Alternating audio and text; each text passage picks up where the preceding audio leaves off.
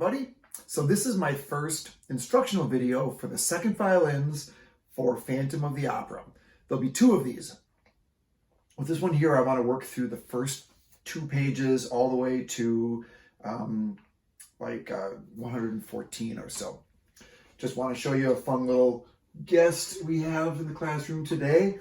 I was in the Homestead Orchestra room earlier on today to get a few items, and here is our little monkey prop that we used during the auction scene at the beginning of the video, or the beginning of our performance. So I thought he'd come home until we resume our work at Homestead, as long as we're doing Phantom of the Opera today. So at the beginning of Phantom of the Opera, it begins with 5 full beats of tremolo, and then 1 quarter note rest, and then a bunch of down bows. Let me show you what I mean.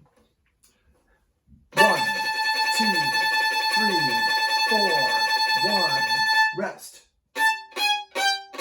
1, 2, 3, 4, 1, rest. Okay, you play that twice. In fact, we'll do all the repeats. So I'll let you work those out later on. The second violin is I'd recommend playing the bottom part where it says allegro, when it goes suddenly faster, as you know from our recording. So if you would like to practice your third position skills, go right ahead. It's not that high, but you might use a Frankie strategy to first play the bottom octave until you know how it goes. And this is how it goes. This is allegro under the word arranged by Kelvin Custer. If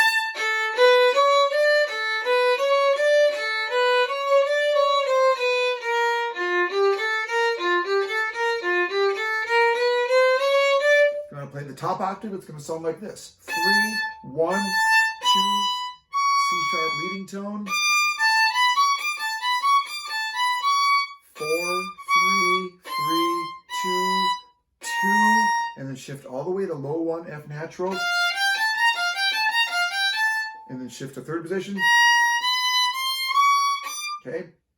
Well, next section, please, does not repeat, and it's 2 16th notes for every printed 8th note. Let me show you what that sounds like.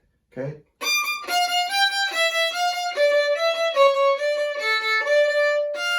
Put a little downward arrow because a lot of musicians play an F sharp, or at least not all the way down to F natural, on the low ones on the E string. And then after that, we have a repeat section, which is back to 1 note per pitch. And if you can, off the string. For now, you might be on the string.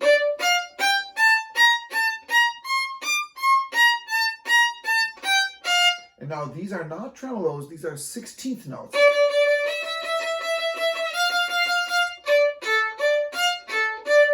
This repeats. Okay. Then the line after that, these are repeating 16th notes, not tremolo. 3, 4, 1, 2, 3. You might notice that that dotted half note has 3 beats in it, each beat having 4 16th notes in it, 12 16th note B flats. Then it switches over to off the string, low 1 F, whole measure of those. Please, that's a D flat. It's a very low 3. In fact, it's so low that it's actually the note C sharp that you learned in 4th grade. Unfortunately, it's a little harder to play like a low 3. So make sure when you're playing that note that you check it against the note C sharp, okay? Now, at 30, we have our first difficult thing in Phantom of the Opera, and that is the key of E flat minor. Let's play E flat minor, please. And luckily, the music shows you the scale, measure 40. So measure 40, we're going to play that scale, that measure backwards, starting on the E flat. It's the last note of the measure. Now the F, and now the G flat touches the A flat, the B flat, the C flat, touch with your first finger. D flat is a whole step.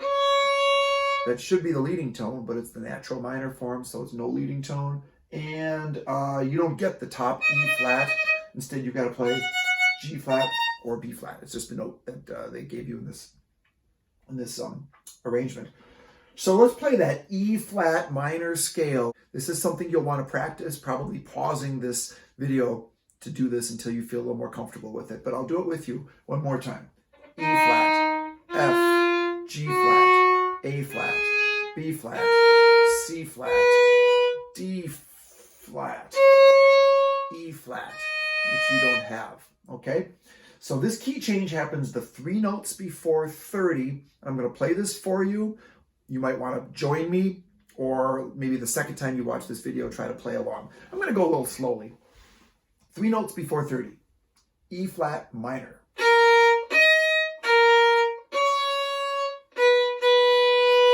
You see where I say C flat is the note of B? So when you're practicing, make sure your double low 2 matches B natural. Do that one more time.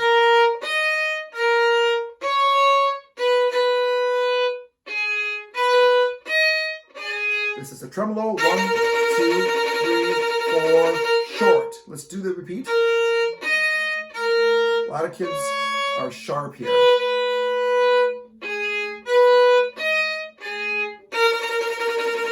Now here's the second ending.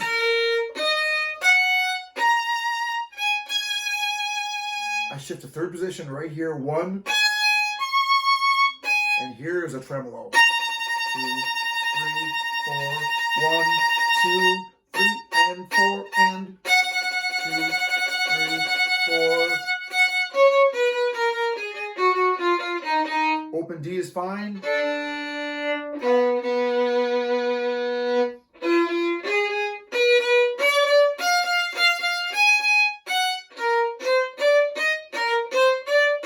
And then you're back to that pattern in E flat minor. So that passage from 30 to where I stopped is probably the most difficult part of the first 2 pages. I would recommend you spend a little additional time practicing that music so that when we put this together, you'll be really secure with your intonation in this passage.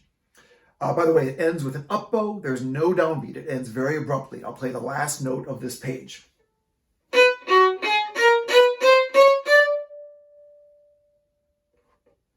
Suspenseful. No E flat. The next song in this medley is Think of Me. A very beautiful song. It starts in 2 sharps. For second violins, the only challenge is to make sure you play high 3 C sharps on your C sharps on the G string. We won't do the first part together. I think you'll be fine with that. Now, right away, there's a meter challenge and then a key signature challenge, which I'd like to help you with right now. The meter challenge is that first measure of the 4th line where it says 12/8. Now, what Andrew Lloyd Webber does here is he just adds extra beats to those measures. Instead of 4 beats with 2/8 notes in them, it's 4 beats with 3/8 notes in each beat. So let's find out what our 8th notes are. The tempo of this passage is 110.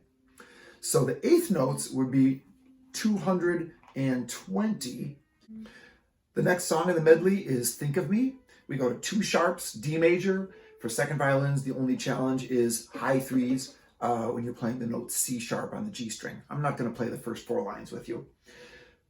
Then right away, Andrew Lloyd Webber throws us a little curveball in this piece. We switch to 12/8 meter in the first measure of the 4th line, and this happens again later on in this song. Basically what he's doing is he's giving us 4 beat measures with 2/8 notes in each beat, and then for 12/8, it's 3/8 notes in each beat, but the 8th note stays the same. That's really important when you learn this passage, and you can hear this when you listen to our recording with the Homestead Orchestra a couple years ago. I would set your metronome on the 8th note. The tempo of this passage is quarter note equals 110, so the 8th note would be 220. 1 and 2 and 3 and 4 and 1 and a 2 and a 3 and a 4 and a. Let's say that together, okay? Ready, go. 1 and 2 and 3 and 4 and 1 and a 2 and a 3 and a 4 and a 1 and 2 and 3 and 4. That's all there is to this. Let me show you how this sounds. This is your open D entrance right before the 12/8 on the 3rd line. 1, 2, 3, 4, 1, 2, 3, 4, 1.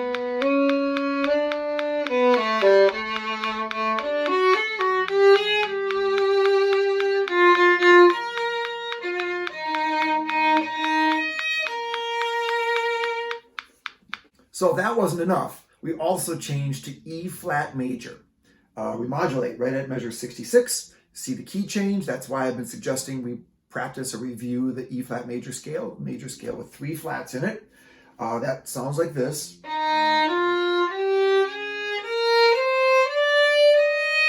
So there's an instructional video about that, and I recommend playing E flat major so that this section is easy for you to play. Okay, I'm going to do it full speed now with the metronome, but you might need to practice it a little slower than this. So this is quarter note equals 110 or eighth note equals 220, right on 66, E flat major. No open A's. 3, 4.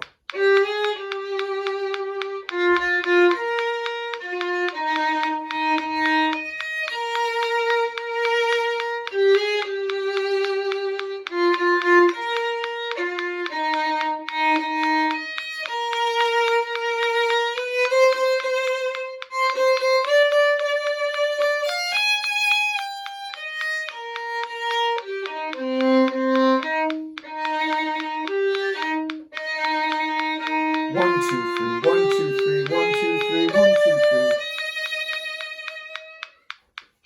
I want to point out one little thing that I did that I'd like you to do as well. This is a line below 74, and you see there's an up bow and then a syncopation. You'll lift your bow right like this on that E flat. The slur suggests it's supposed to be a smooth 2 notes. It's not really. There's supposed to be a space between those 2 notes. And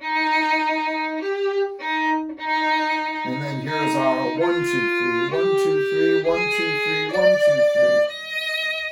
3. Okay. 86 is the last song I want to show you something about today. This is Angel of Music. It's in 6/8, so 2 beats per measure. We lose our A flat, so you can play open A's now or non-low ones on the G string. And these are rolling stops, starting measure 88. Let me show you what this sounds like. 4, 5, 6, 1, 2, 3.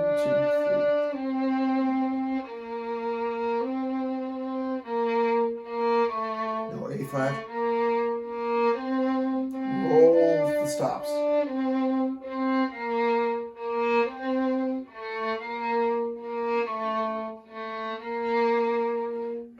We'll have to be super quiet there. It's a clarinet solo. And we come in at 98.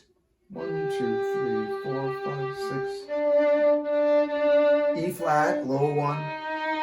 Open D is good. Low 1.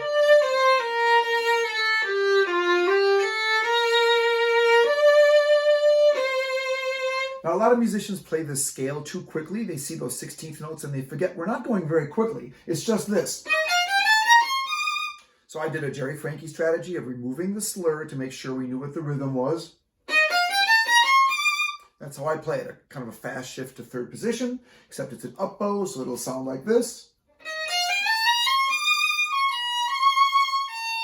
Stay in 3rd.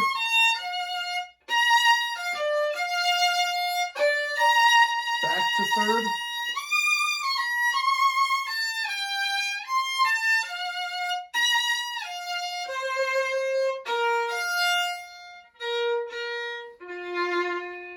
And we just got to 114. So in the second instructional video for Phantom of the Opera, I'll get you to the end of this piece. But I recommend isolating that passage, measure 40 with E flat major until you can play those notes in tune. That's the hardest part of the piece, to play in tune. And then figure out what's going on with the meter changes, 4/4 and then 12/8, and the rolling stops in the passages where there's 3 flats and 2 flats. All right, have fun with this piece. It's a great pleasure to put together. I think you'll do really well, but work on it in little sections. And I hope that I gave you enough tips in this video that you'll have plenty of things to work on over the next few days on Phantom of the Opera. Take care, everybody.